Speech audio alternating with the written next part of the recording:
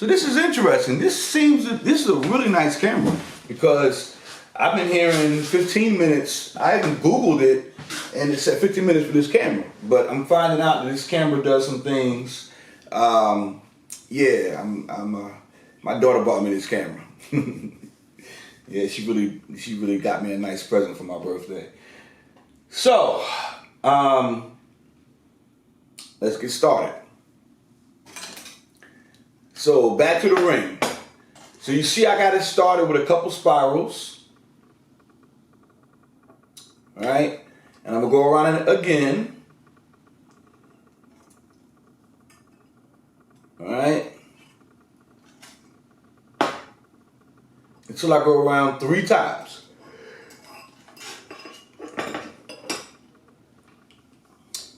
So I'm gonna cut one end.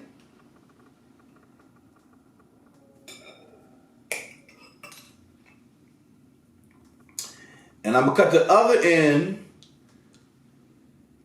Instead of like with the jump ring, I cut it at the same place as the end. The end on this side that's cut. I'm gonna cut it a little past that side, about between 1/4 and 1/2 inch. All right. Put it back on the ring sizer. And right now it's at a size 1, 2, 3, 4, 5. I want it to be at a size 6. So I'm gonna take my hammer.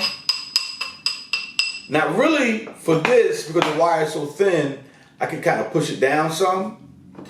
But you're gonna probably be using thicker wire. So I'm gonna take this and hit it down. You gotta go past 6 a little bit. All right. That's a size 6.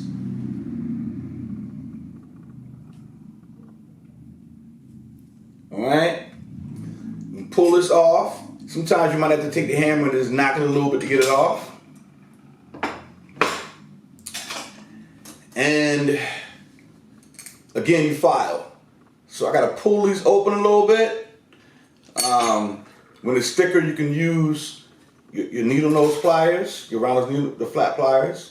Just open a little bit. Open the other side a little bit. Just enough to get the file in there. Same thing.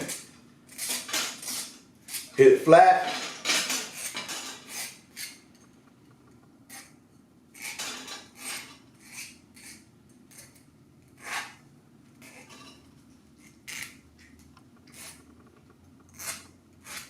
I'm gonna give you a close-up of this. All right.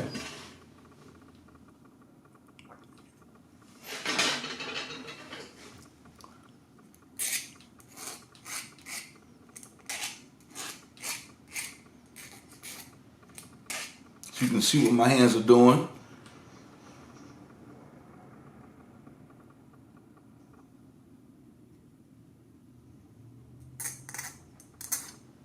See, I'm hitting see the 2 ends?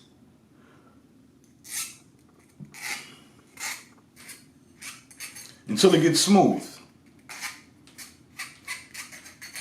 You can also take, once you get done, you can take a piece of steel wool and just touch it, not too light but not too heavy with this steel wool, like a soft grade, like maybe, I think the lowest grade is like quadruple 4. You don't have to go that low. You can do like a 00 grade, like 2 grades up from really soft, and you rub it on the ends and it makes it really smooth, but you have your ring.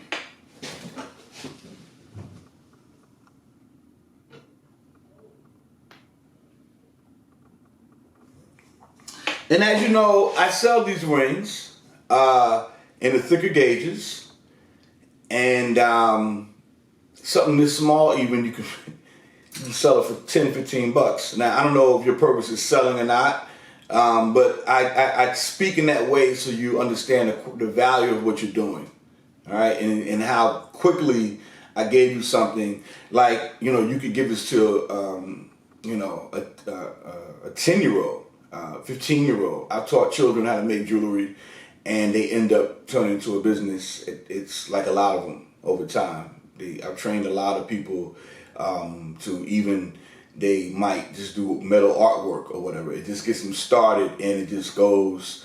I could teach for 1 hour, and I have people that have taken those kind of classes and they just go off into, they never come back to me again, have no need to or whatever. Of course, if you take more classes, it's better, but the little bit that I teach you goes a long way. So that's that. That's a ring, right? So as you can see, I'm taking you through a process. Start off with the filing, learning how to deal with the wire. Then you make a jump ring, and you learn how to file a jump ring.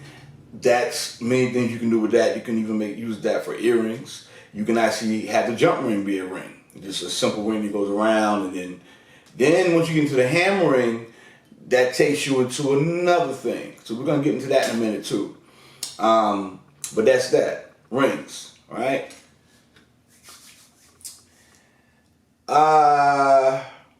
Okay. I want to show you how to make a coil.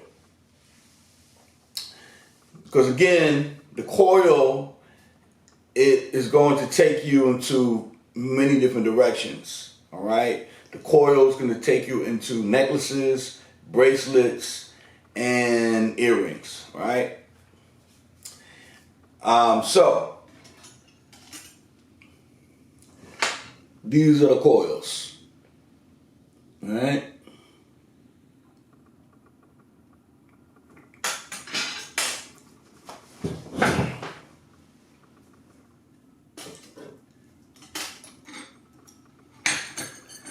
So you want to get like a hanger, like a wire hanger for this. You just cut it, make a nice long piece.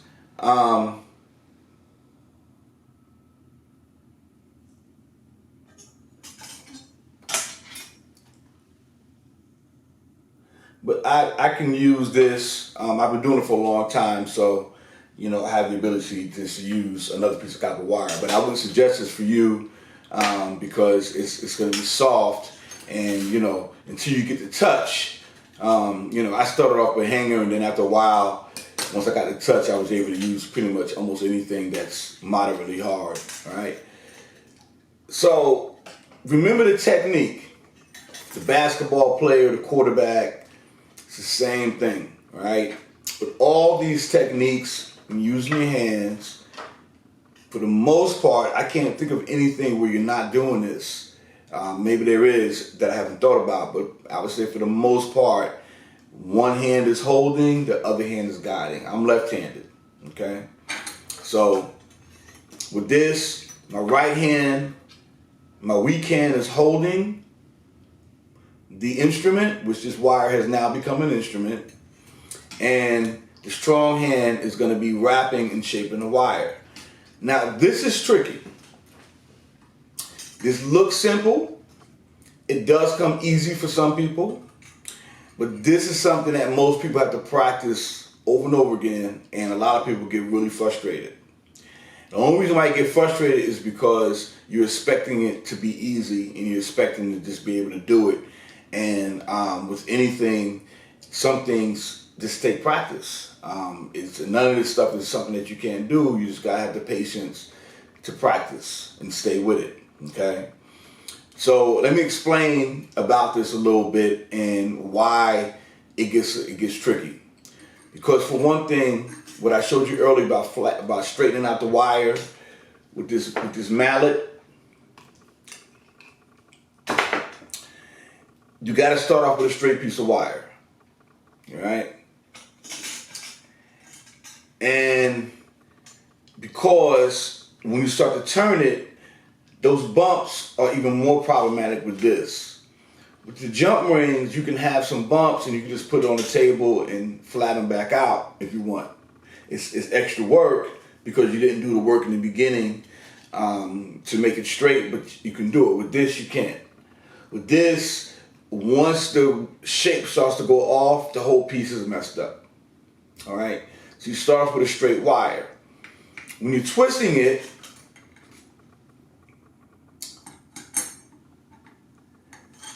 so you see I got this piece of wire, all right?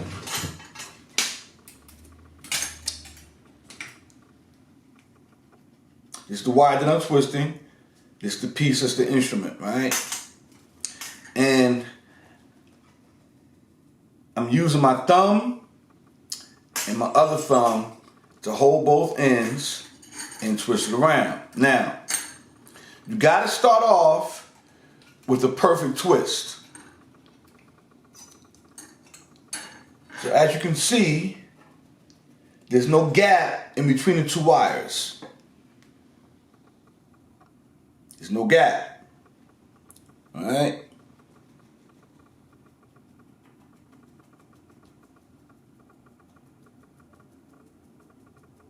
Oh, excuse me. No gap, right? And look at my fingers and how they're situated, right? And you just keep turning.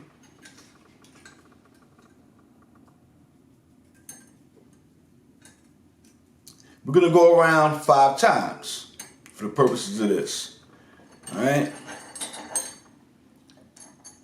You see there's no gaps in between the lines.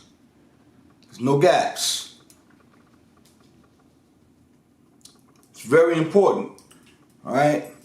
If there are some gaps, if it's minimal, you can always come back here, take your flat nose, grab both ends, and just close them. Again, you don't ever want to use any more force than what's necessary with this, all right? Because when you start doing that with these different projects, they leave marks and stuff in the metal. You can clean it up, but it's just giving yourself extra work. You don't want to have to keep using the file for everything unnecessarily.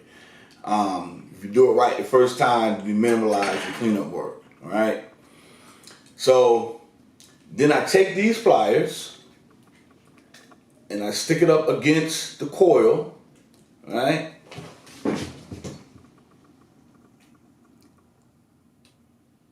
See where the wire's at? All right, stick it up against the coil.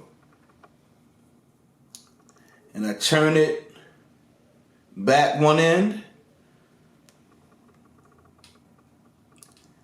And I turn the other end back.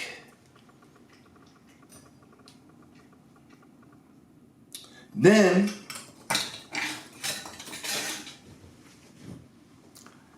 I'm going to cut this end about that much to start off. You're going to have to get your distance thing together. You might decide to cut, an inch, a half, depending on what you're doing. All right, I'm just cutting like a ½ inch. All right, you don't need to use a ruler for most of this stuff. You only want to use the ruler when you have to make exact measurements. But for this kind of work, you want to learn how to eye it, what you're doing. Allow yourself to make a mistake and cut. It's never a problem if you overcut. If you undercut, you can't come back and grow the metal again. If you overcut, you can always come back and tighten it up and cut a little bit more, right?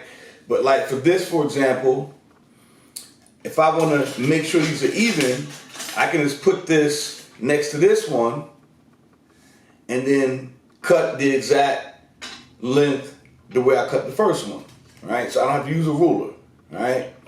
You want to eye things and get used to doing that because you work faster that way. If you keep pulling out, every time you pull out a tool, your time increases. And that's why you see me with these all lined up ready to cut, right? So if I made a coil, it then cut, and then made another coil and cut. Every time I pick up the tool, put down the metal, pick up the metal, put down the tool, I'm creating more work time. So you learn how to do things in a machine kind of way, right? Even if you're not selling this and you're just doing a project for yourself, same thing, You're making one necklace. You want to make all the coils and then cut. And then you come, now this is what I was talking about. This is the project that I was talking about where I was saying that sometimes it's not going to be seen. So with these, I'm not going to file these. I'm going to show you what I mean. This is something that's going to be tucked away and not up against the body, right? So I'm gonna come back here and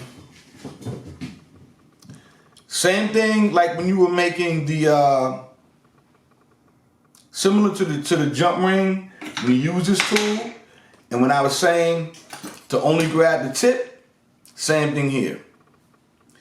You just grab the tip. See, there's no excess wire on the top. All right? And you turn it in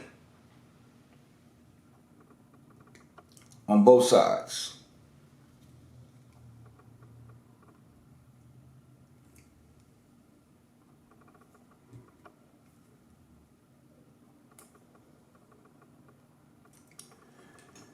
And that's the coil.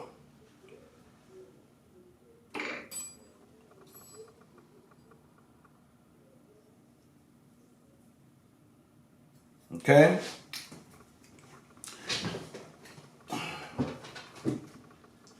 Now I'm going to cut the next one.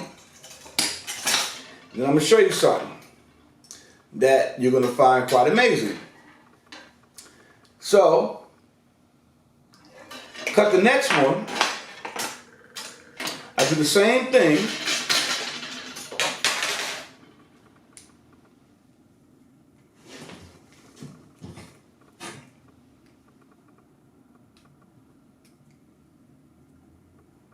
All right.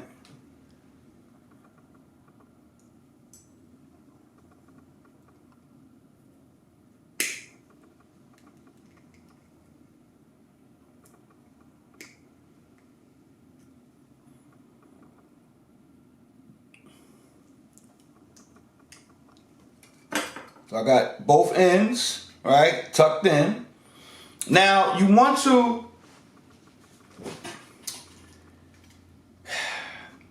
so let me say this.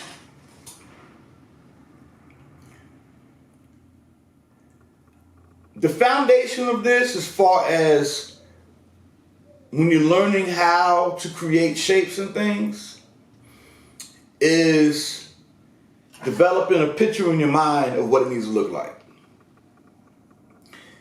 If you can't do that, it's not going to come out right. So, you might need to get a picture of the actual piece. You might, need to call, you might need to call me and say, Brother Kruma, I need you to send me a picture of what you showed me so you can look at it close up and see it and get the picture in your mind before you put it together. Because, the reason why I say that is because, for example,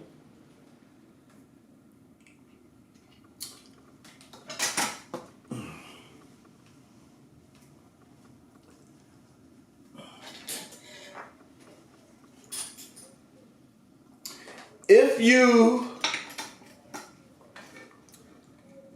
cut another one, right?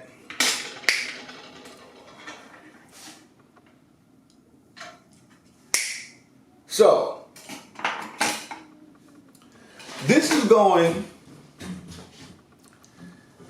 so you see there at the top of the coils on that side, right?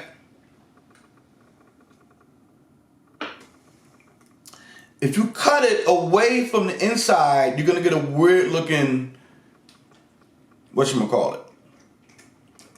It's not going to come out right. See that? You want to cut it down, you want to turn it down so that you tuck it inside the jump ring, right? Or inside the spiral.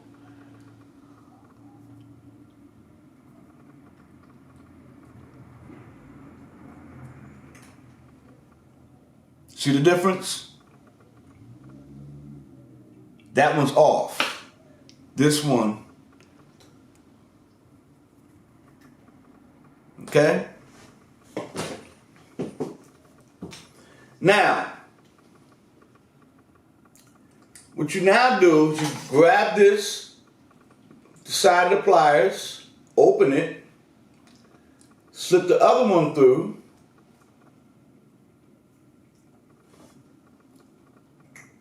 and close it. and you have the start of a chain.